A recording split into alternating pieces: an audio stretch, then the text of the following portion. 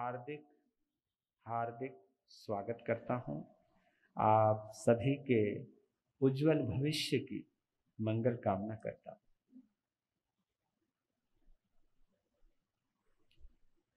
अहो भाग्य सौभाग्य हमारा और तुम्हारा,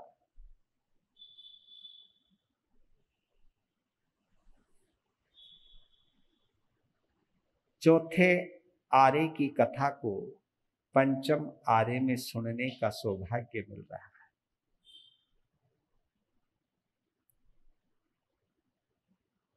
प्रभु महावीर सिद्धालय में विराजमान है, लेकिन हम कथा के माध्यम से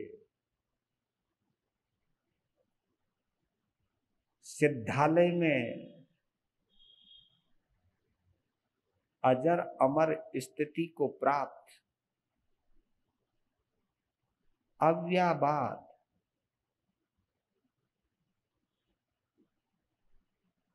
आनंद में रहने वाले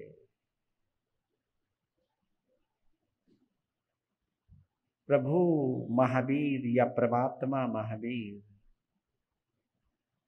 या सिद्ध परमात्मा प्रभु महावीर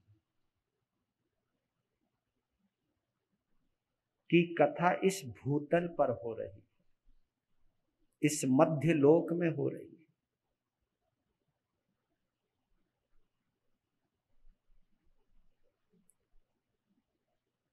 भक्ति की यही ताकत है।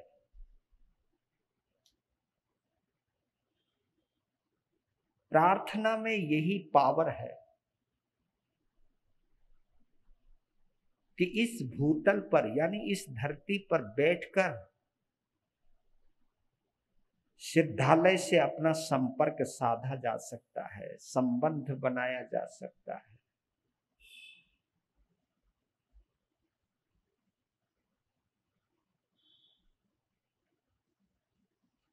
फिलहाल तो हम कथा के माध्यम से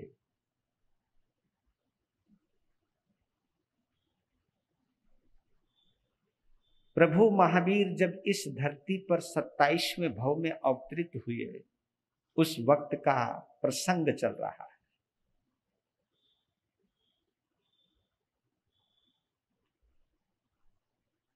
इस कथा को दोहराने का एक ही मकसद है, एक ही लक्ष्य है कि इस कथा को सुनते सुनते हमारे अंदर छिपी हुई जो संभावनाएं हैं वो प्रकट हो सके या उसका ज्ञान प्राप्त हो सके।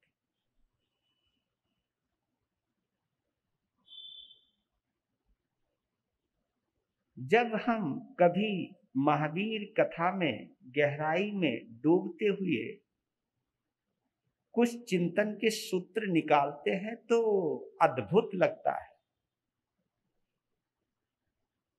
आपने कभी सोचा कि प्रभु महावीर ने माता पिता को इतना बड़ा दर्जा क्यों दिया होगा?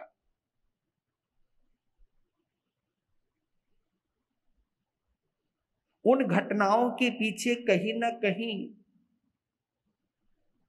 आज के इस भविष्य को सामने रखते हुए शायद इन घटनाओं को अंजाम दिया होगा।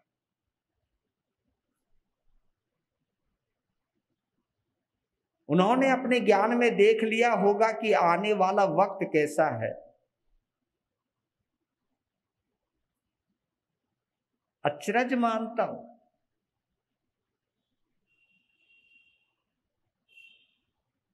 जन्म से पूर्व की एक घटना वो आपको मैं सुना नहीं पाया,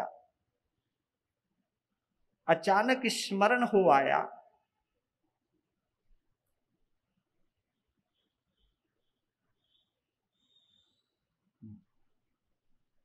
अंदर एक भाव पैदा हुए।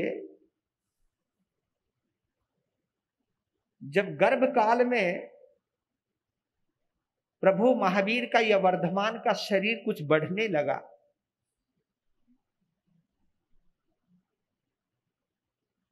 तो वो महसूस करने लगे कि उनकी मां को चलने में, फिरने में, लेटने में कहीं ना कहीं कष्ट अनुभव होता है। ये देखिए कितनी संजीदगी है, कितनी गहराई है। मां के दर्द को अनुभव करने की, मां की पीड़ा को जानने की, मां की पीड़ा को आत्मसात करने की।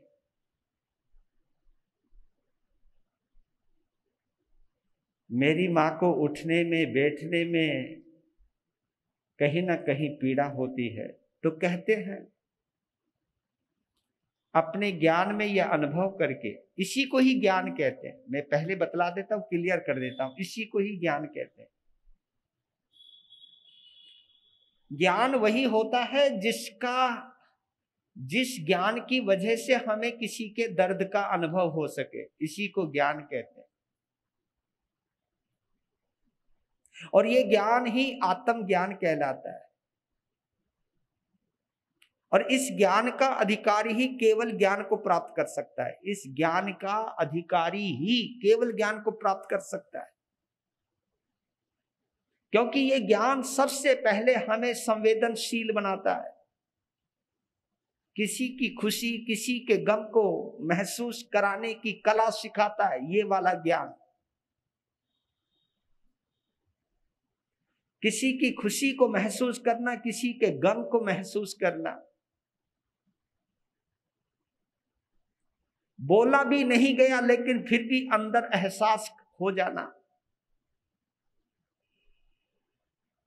और ये आप लोगों ने देखा होगा कि जब से स्कूली ज्ञान, बुकिश नॉलेज, इसको हम बुकिश नॉलेज कहते हैं, जो किताबों से ज्ञान आता है। एक ज्ञान होता है जो बुकिश होता है, एक ज्ञान होता है जो हृदय से होता है, आत्मा से होता है, दिल से होता है। और क्या गजब की बात है, किताबों के ज्ञान को केवल ये स्मृति ग्रहण करती है, बुद्धि ग्रहण करती है, लेकिन आत्मा के ज्ञान को केवल ये हृदय महसूस करता है।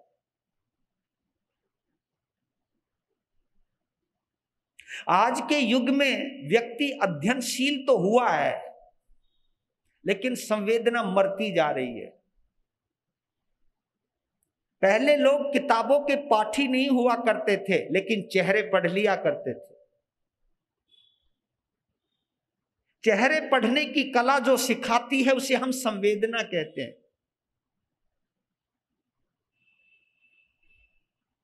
और किताबी ज्ञान व्यक्ति को निष्ठुर भी बनाता है, स्वार्थी भी बनाता है, मतलब परस्त भी बनाता है, और सेल्फ सेंटर्ड बनाता है, स्वार्थी बनाता है। किताबी ज्ञान से अभिमान आ सकता है, लेकिन मालूम है आत्मिक ज्ञान होते ही आदमी में विनम्रता आनी शुरू हो जाती है। संवेदनशीलता व्यक्ति को विनम्रशील बनाती है। संवेदनशीलता, जिसमें जितनी विनम्रता होगी, जिसमें जितनी नमने की ताकत होगी, झुकने की ताकत होगी, वो उतना ही संवेदनशील होगा। या जितना वो संवेदनशील होगा वो उतना ही विनम्र होगा। यहीं से ही पता लग जाता है कि किताबी ज्ञान, किताब वैसे भी निर्जीव होती है, किताब तो वैसे भी निर्जीव होती है, तो उसका अध्यता कभी कभी निर्जीव हो जाए तो इसमें आश्चर्य की क्या बात है। संवेदनहीन हो जाए तो इसमें कौन से आश्चर्य की बात है। इसलिए मेरे बंधुओं, कल्याण किताबी ज्ञान से नहीं होगा, कल्याण होगा आत्म ज्ञान से। जैसी मेरी आत्मा है ऐसे ही सामने वाले की आत्मा है।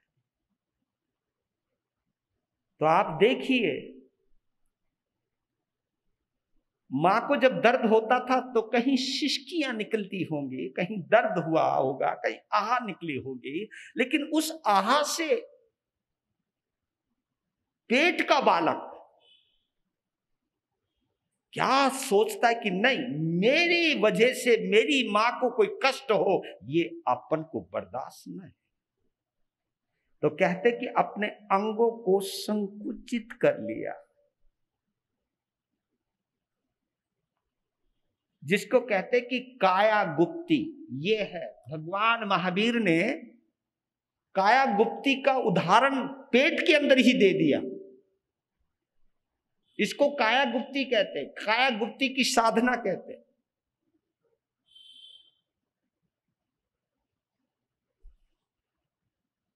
किया तो अच्छे के लिए था, हाँ, हो गया उल्टा। अपने को इतना संकुच कर लिया, इतना अपने आप को समेट लिया। त्रिशला तो रोने लग गई, रोने ही नहीं लगी, चिंगाड़े मारे, आर्त ध्यान में गई, बेहोश हो गई।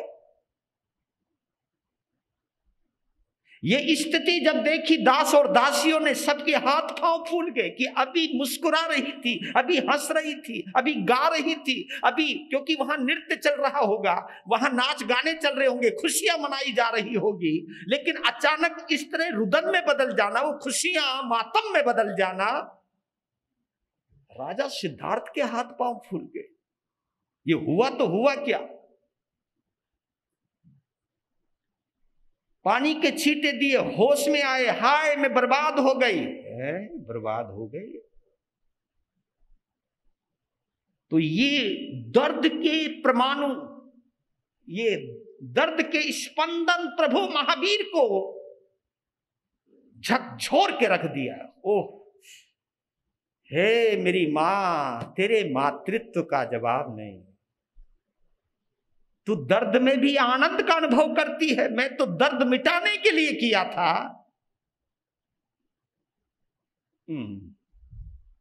तुरंत तुरंत अंगों का संचालन शुरू किया। मेरी मां तू शांत हो, शांत हो। जैसे अंग संचालित हुए, होए होए होए, देखो एकदम आंखों में आंसू, होठों पे मुस्कान। क्योंकि आंसू है ना, थमते थमते थमते हैं, एकदम नहीं थमते। आदमी की हंसी एकदम आ भी सकती है, एकदम रुक भी सकती है, लेकिन आंसुओं की एक आदत होती है। अगर सिसकियां शुरू हो जाए तो सिसकियों को रुकने में टाइम लगता है। तो वहां एक दो चीज हो रही है मिलन। होठों पर मुस्कान है, आंखों में आंसू है। महावीर ने अपनी मां के आंसू भी देखे हैं और मां की खिली हुई मुस्कुराहट को भी देखा है। उसी वक्त प्रभु महावीर ने गर्भ के अंदर ही एक संकल्प कर लिया कि जब तक मेरे मां बाप हैं तब तक मैं दीक्षा नहीं लूंगा। क्या बात! आज के बच्चे तो अपने अध्ययन के लिए या अपने व्यापार के लिए, अपनी जॉब के लिए माँ बाप को अधम में ही छोड़ के चले जाते हैं। ये कथा उन लोगों के लिए है जो इतने बच्चे अपने भविष्य को लेकर के इतने चिंतित हो गए हैं कि अपने माता पिता का भविष्य ही भूल गए। ये कथा उनके लिए महत्वपूर्ण है।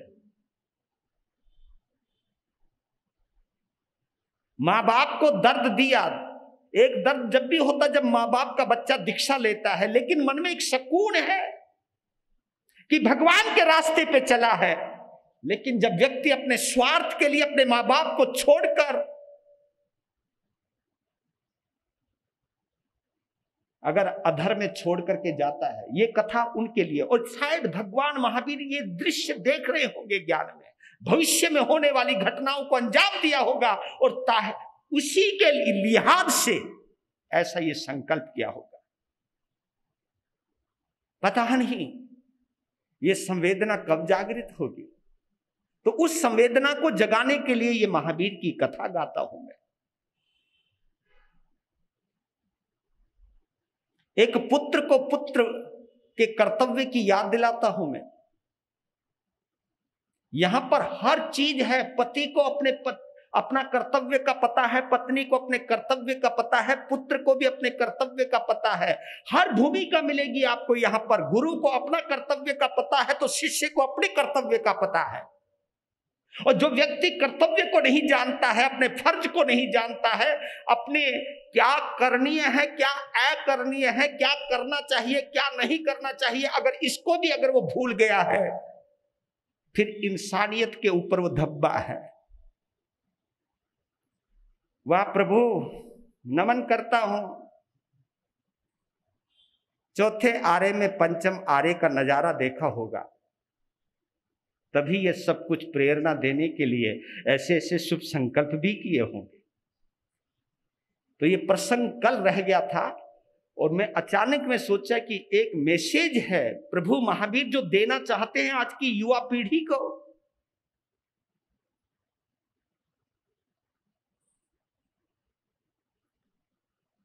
लेकिन मैं आज की माताओं को भी कहना चाहता हूं कि अपनी संतति के अंदर संस्कारों को प्रक्षेपित करने के लिए, संस्कारों को पैदा करने के लिए, संस्कारों को जागृत करने के लिए आपको भी कुछ ना कुछ करना पड़ेगा। सारा काम केवल औलाद का नहीं है, आपके भी अपने कर्तव्य हैं, आपके भी अपने फर्ज हैं। हम चाहते हैं कि हमारे घर के अंदर राम जैसा बेटा पैदा हो, लेकिन उसके लिए भी कौशल्या और राजा दशरथ बनने की भी तो पॉसिबिलिटी आपके अंदर जागृत करनी होगी। अगर आप महावीर जैसा बेटा चाहते हो तो आपके अंदर भी त्रिशला और सिद्धार्थ बनने की खूबियां प्राप्त करनी होगी। संतान उत्पत्ति केवल दो शरीरों का मिलन नहीं है। संतान उत्पत्ति एक साधना का एक अच्छा फल है। तो इसलिए मेरी बहनों, आपको भी अपने कर्तव्यों की तरफ ध्यान देना होगा। किस तरह की साधना की है, इसके लिए आपको भी सोचना होगा।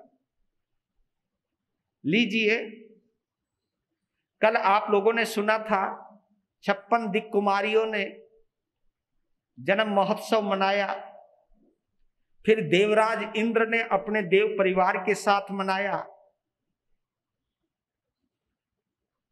इंद्र अपनी खुशियां मनाकर पूरे कुंडलपुर को निहाल कर गए, माला माल कर गए। लोग उठे नहीं, उससे पहले ही वो निहाल हो चुके थे। क्या नजारा हुआ होगा वहां। इंद्र के जाने के बाद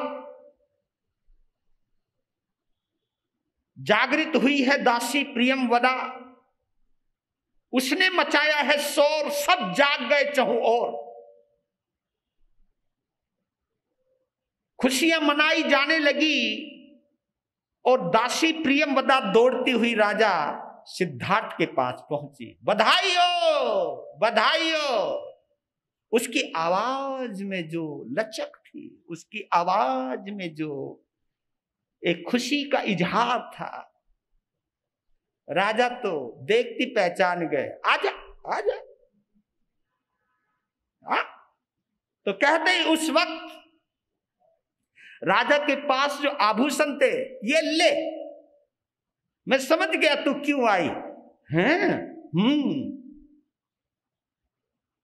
किस तरह वो नंगे पांव दौड़े हैं।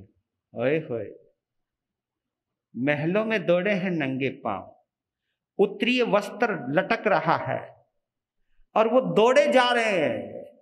त्रिशला, ओ मेरे लाल, ये आवाज लगाते हुए पहुंच रहे हैं। जैसे ही कक्ष में पहुंचे और त्रिशला का मुस्कुराता हुआ चेहरा और बगल में लेटे हुए बालक की मुस्कुराती हुई आंखें, असीम सौंदर्य से भरा हुआ झलक, मतलब झिलमिल कर रहा है शरीर। उस सौंदर्य को देखा है राजा सिद्धार्थ ने। आंखें झपकी नहीं, पलके झपकी नहीं, देखते के देखते रह गए।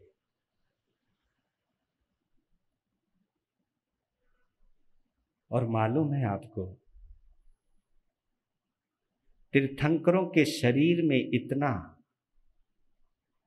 जादू क्यों होता है, इतना आकर्षण क्यों होता है? मैं इस सवाल का जवाब ढूंढ रहा था, तो इस सवाल का जवाब मुझे मिला भक्ताम्र स्तोत्र के 12वें श्लोक में। यही शांत राग रुचि भी परमानु भीष्म, निर्मापिता स्त्री भुवनैक ललाम भूत, तावन्त एव खलु ते तन्नवः पृथिव्याम्, यते समानम परम नहि रूपमस्ति। आचार्य मानतुंग ने ये काव्य तो भगवान आदिनाथ को समर्पित है, लेकिन इस काव्य के अंदर सभी तीर्थंकरों के रूप का वर्णन है।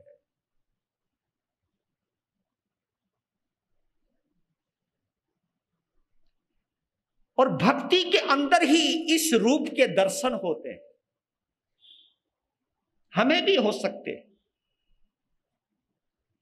लेकिन पहले इन आंखों से दुनिया तो निकले, इन आंखों से दुकान तो निकले,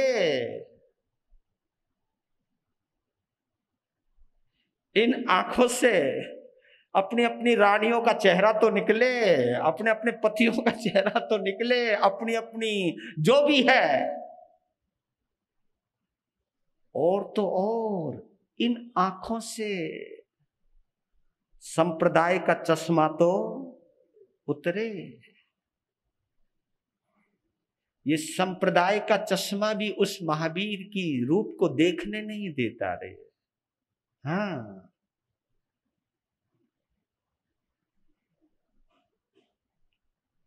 तुम्हारा मोह, तुम्हारा राग, तुम्हारी आसक्ति जो दिखाती है वही तो देखोगे ना। उसको देखने के लिए तो बेपर्दा चाहिए, उसको देखने के लिए तो चश्मा नहीं, सम्यक दृष्टि चाहिए, सम्यक दर्शन चाहिए। सम्यक दर्शन वाला ही उस परमात्मा के रूप को निहार सकता है। हम जैसे आंखों पे चश्मा, ये मेरा वैसा चश्मा नहीं है संप्रदाय वाला, ये आंखों का है। क्या करें, हमारी आंखें भी कमजोर हैं, लेकिन इससे ज्यादा खतरनाक चश्मा,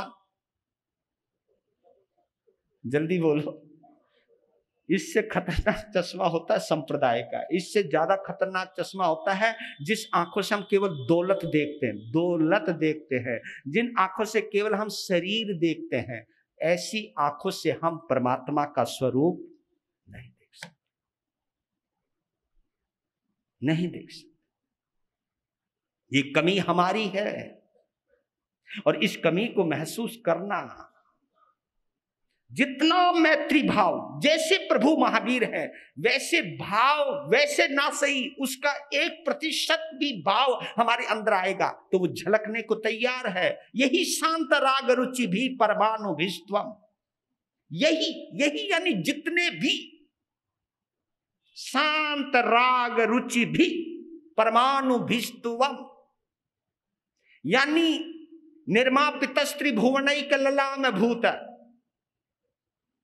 आचार्य मानतुंग कहते हैं कि इस 3 लोक के अंदर जितने भी शुभ परमाणु है, शांत राग रुचि भी परमानुभीष्टम। शांत राग उसको कहते कि जिनको देखती दिल दीवाना हो जाए, ओए होए, नजरें टिक जाएं, और टिके ही नहीं बल्कि नजरों के होने का मन में ये भाव आए कि कमाल हो गया कि आज मैं खुश नसीब हूं इस दिव्य नजारे को देखने के लिए, कि शांत राग रुचि भी, शांत राग यानी जब आदमी जिसको देख करके कितना भी अशांत क्यों ना हो तो भी वो शांत हो जाए।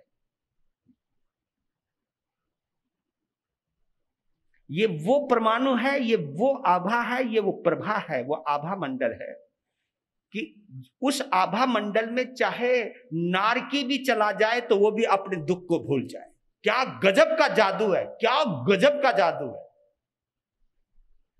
ऐसे ही नहीं होता तीर्थंकर का जन्म हो तो 3 लोक के अंदर शांति छा जाए। ये शांत राग रुचि भी परमाणुभिस्त्वम् कहते हैं कि इस 3 लोक के अंदर जितने भी शुभ परमाणु हैं, जितने भी शुभ परमाणु हैं, और कहते हैं कि ये उतने ही शुभ परमाणु हैं, उतने ही पूरे 3 लोक में उतने ही शुभ परमाणु हैं जिन शुभ परमाणुओं से आपका शरीर बना हुआ है। यही शांत राग रुचि भी परमाणुभिस्त्वम् निर्मापितस्त्री भुवनैक त्रिभुवन निर्मापितस्त्री निर्मापित निर्मित है ये सभी। आपका जो शरीर बना है सर्वोत्कृष्ट सर्वोत्कृष्ट जिसके आगे कोई है ही नहीं, उन शुभ परमाणुओं से आपका ये शरीर बना है। और वो बताओ वो परमाणु 3 लोक में उतने ही थे, बचे ही नहीं, उतने ही थे जितने परमाणु से आपका शरीर बन सकता है।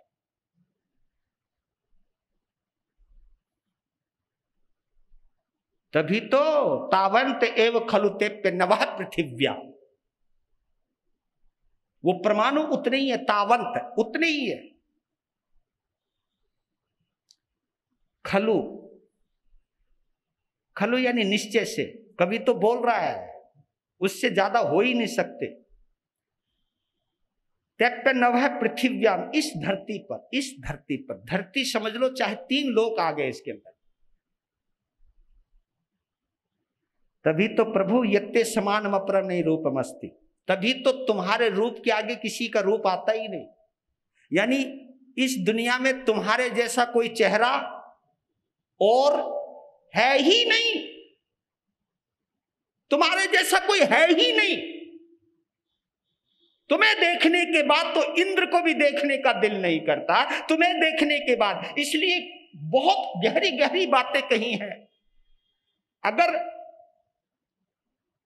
अरिहंतों का, तीर्थंकरों के स्वरूप को अगर तुम देखना चाहते हो, समझना चाहते हो, तो भक्तामृत स्तोत्र से बड़ा कोई स्तोत्र नहीं है।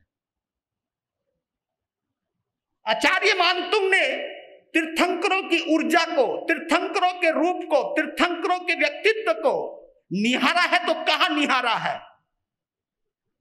काल कोठड़ी के अंदर, काल कोठड़ी के अंदर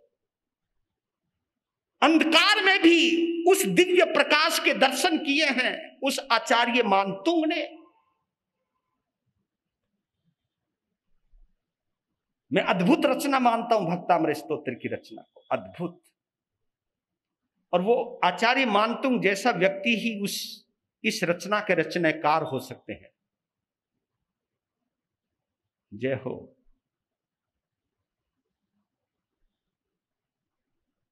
कि उतने ही परमाणु थे और थे ही नहीं।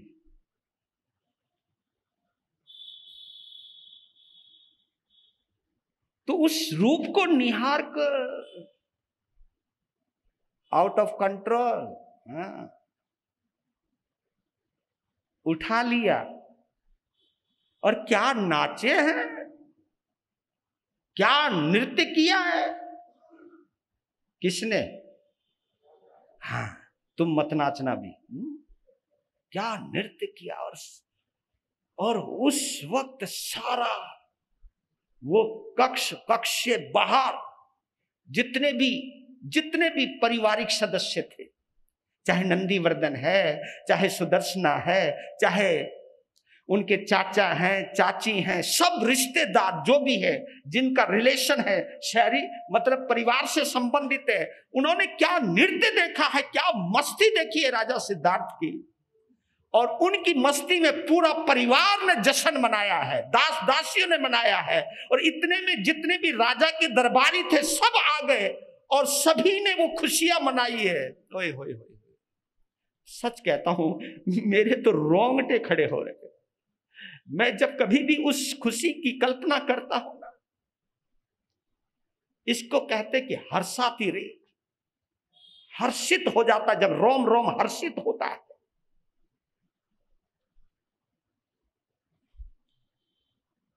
7 मंजिला भवन, हाँ, ऊपर बजने लगा नगाड़ा, और उस नगाड़े की आवाज सुनकर के, उस नगाड़े की आवाज जहां तक जा सकती थी वहां पर एक और नगाड़ा होता था। एक सुविधा थी उस वक्त, है ना, ये माइक का सिस्टम नहीं था, हेलो हेलो, और पहले कोई मोबाइल भी नहीं था भैया, यही हुआ करती थी मिस कॉल। नगाड़ा बजा महल में, और उसकी आवाज जहां तक जाती थी वहीं पर एक और नगाड़ा होता था, फिर वो नगाड़ा वहां से बजता था, और फिर उस आवाज को कोई दूसरा सुनता था, वहां बजता था। इस तरह सारी कुंडलपुर में नगाड़े गरजने लगे, और लोगों को पता चल गया कि ये नगाड़े क्यों बज रहे हैं।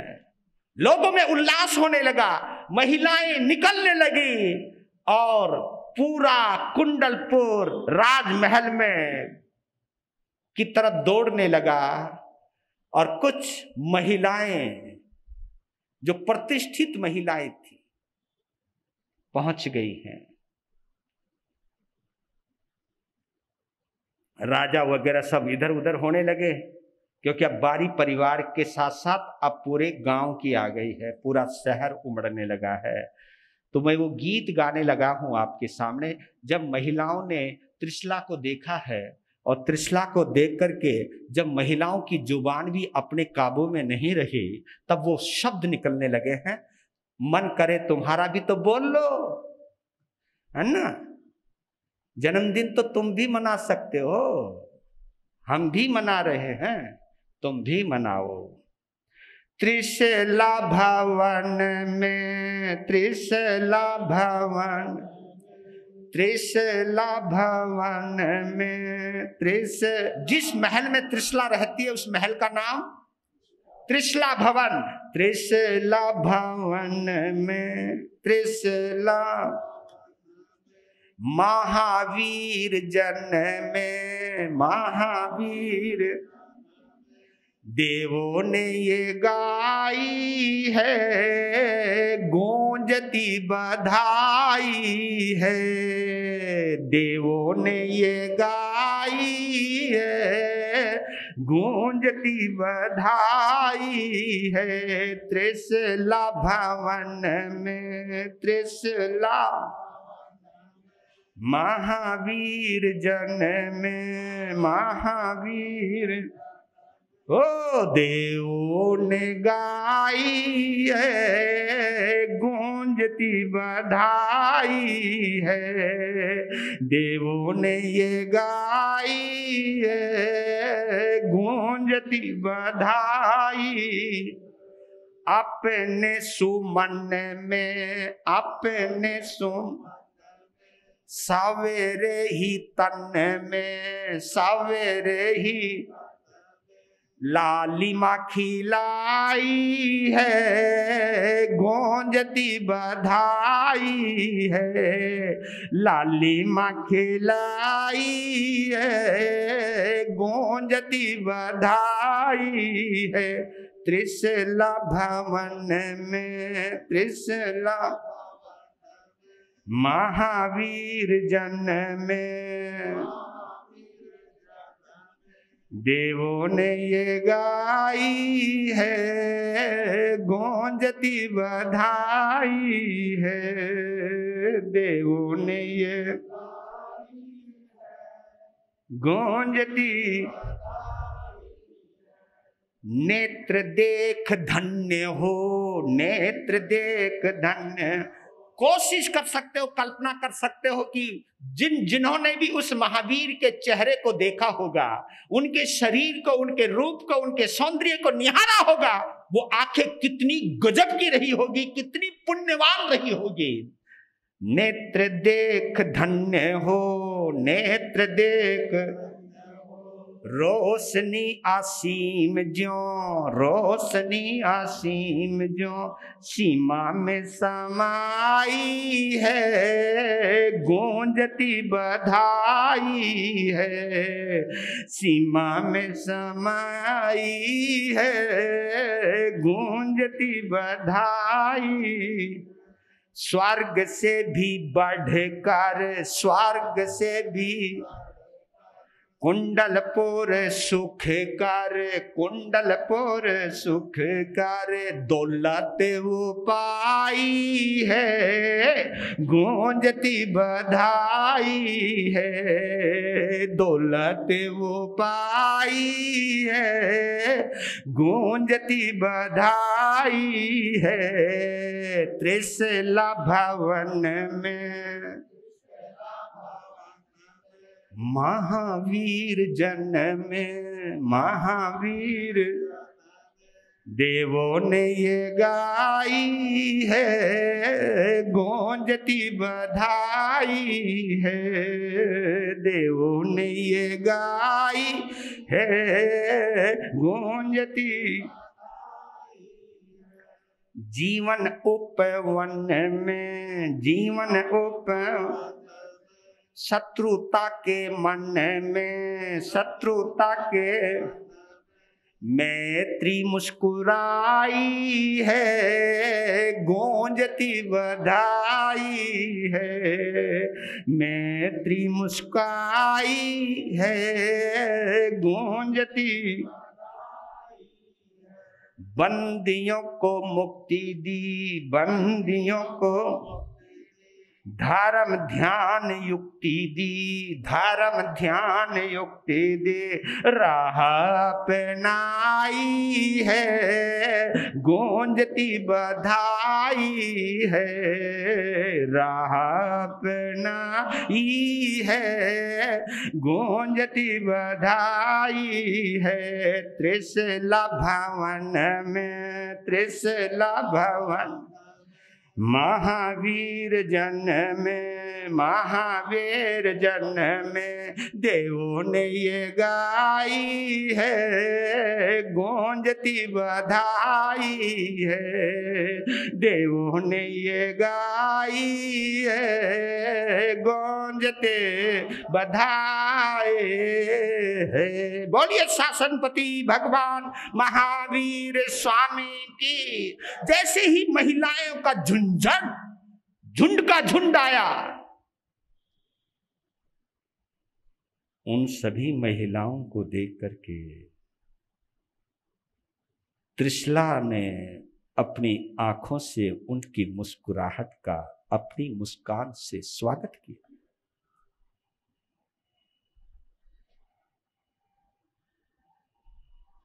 तुम अंदाजा लगा सकते हो या नहीं लगा सकते, लेकिन आज त्रिशला का रोम रोम मुस्कुरा रहा है। त्रिशला को जो मान और सम्मान और जो पहचान, देखो तो सही ना, एक वो मां है ना, इस वक्त उसका जिक्र नरक में भी हो रहा है, मनुष्य लोक में भी हो रहा है और देवलोक में। मां को इतना सम्मान दिलवाया, पिता को इतना सम्मान दिलवाया, एक तीर्थंकर के जन्म में। कभी कभी तो मन करता है आंख बंद करके उस अद्भुत नजारे में खो जाए, डूब जाए, लेकिन समय बीत रहा है। राजा सिद्धार्थ ने एक फरमान जारी किया है अपने पुत्र के जन्मोत्सव कि कुंडलपुर के अंदर जितने भी दुकानदार हैं 12 दिनों तक कोई भी उनसे माल खरीदे, किसी से कोई पैसा नहीं लेगा। उन सबका हर्जाना मैं दूंगा। और कई दुकानदार तो ऐसे थे जिन्होंने राजा सिद्धार्थ से भी पैसा बरसाने लगे। और मैं कुछ और विशेष बातें बता देता हूं। भगवान महावीर कोई सामान्य बालक नहीं है, वो हम जैसे सामान्य नहीं है, वो विशेष है। और उनकी विशेषता 63 शलाका पुरुषों में झलकती है। केवल महावीर ही नहीं, ये 63 शलाका पुरुष है। 63 शलाका, शलाका कहते ज्योत को, ज्योत को, ज्योतित पुरुष, ज्योतित। ये वो लोग हैं जो जलता हुआ दिया ही पैदा हुआ है। हम तो वो दीपक हैं, किसी जलते हुए दीप के सानिध्य में जाकर के फिर प्रज्वलित होते हैं। लेकिन ये वो दीपक हैं जो प्रज्वलित ही पैदा होते हैं। ये वो दीपक है जो जलते हुए ही आए हैं, मुस्कुराते हुए ही आए हैं। इसलिए सामान्य बालक तो जन्म के बाद रोता है, लेकिन 63 शलाका पुरुष, जिसमें तीर्थंकर भी हैं, चक्रवर्ती भी हैं, बलदेव भी हैं, वासुदेव भी हैं, प्रतिवासुदेव भी हैं, ये जन्म के बाद रोते, इनका चेहरा खिला हुआ रहता है। ओए होए, खिला। यहां तो टेंशन है, बच्चा ना रोए तो माँ बाप रोने लग जाते हैं, है ना। कमाल की बात है, बच्चा रोया नहीं।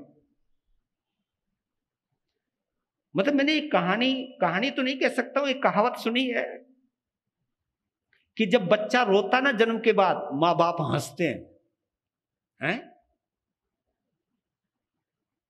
और बच्चा ना रोए तो माँ बाप ये पता नहीं की हो गया। और कई तो बच्चे को रुलाने के लिए थप्पड़ मारते हैं, रोना। हे भगवान, मतलब तुम्हें रुलाने की आदत पड़ी गई है, आगे जाके वो तुम्हें रुलाएगा, रुला लो। तो कहते कि एक तो वो रोते हुए पैदा नहीं होते। इन बच्चों के कभी बाल नहीं बढ़ते, जितने बाल हैं उतने ही रहते हैं, बाल नहीं बढ़ते। उनके नाखून नहीं बढ़ते, हमें तो नाखून काटने पड़ते, उनके नाखून उसी शेप में रहते हैं। ये अतिशय उनका, उनकी पुण्यवानी है। ये ऐसे प्रमाणों से बने हुए हैं, नाखून नहीं बढ़ते, इनके शरीर में पसीना नहीं आता, इनके शरीर पर कभी मैल नहीं जमती, यानी इनको नहाने की भी जरूरत ही नहीं पड़ती, मैल ही नहीं जमता। क्या गजब का शरीर है उनका, एक पसीना नहीं आता, मैल नहीं जमता, और उनके श्वासों से कभी दुर्गंध नहीं आती, श्वासों से कभी दुर्गंध नहीं आती। और इन 63 शलाका पुरुषों के शरीर में 1008 शुभ लक्षण पाए जाते हैं। कितने शुभ लक्षण पाए जाते हैं? ये करामात है इनके शरीर की। जन्म के तीसरे दिन वर्धमान को रात्रि में पूर्णिमा के चांद के दर्शन करा। ये परंपरा है, पता नहीं आप लोग निभाते हो या नहीं निभाते। तीसरे दिन चंद्रमा के दर्शन करवाए जाते हैं, चौथे दिन उगते हुए सूर्य के दर्शन कराए जाते हैं,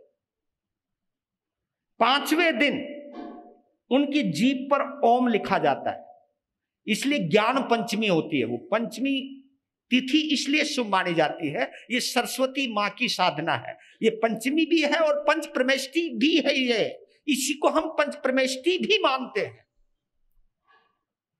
पंच प्रमेष्टि और ये पंचमी तिथि इसलिए पवित्र मानी जाती है, ज्ञान पंचमी है ये, इसको हम ज्ञान पंचमी कहते हैं, शुक्ल पक्ष की ज्ञान पंचमी है। तो ओम लिखा जाता है, छठ को जागरण किया जाता है, सप्तमी, अष्टमी, नवमी, दसवीं, द्वादशी के दिन यानी 12वें दिन, द्वादशी नहीं 12वें दिन नामकरण का संस्कार किया जाता है। है ना। आजकल तो बच्चों के पैदा होते नाम रजिस्टर करवाना पड़ता है ना, फटाफट नाम राम राम राम। उनका जी बच्चे को छुट्टी तभी देंगे, पहले नाम, वहां 12वें दिन नामकरण होता है, नामकरण के बाद और नाम रखा गया उनका, बोलो वर्धमान। समय आपका हो गया, वर्धमान पर ही हम रोकते हैं। कल थोड़ी सी बचपन की कुछ घटनाओं का आनंद लेंगे, भगवान की बाल लीलाओं का आनंद लेंगे कल।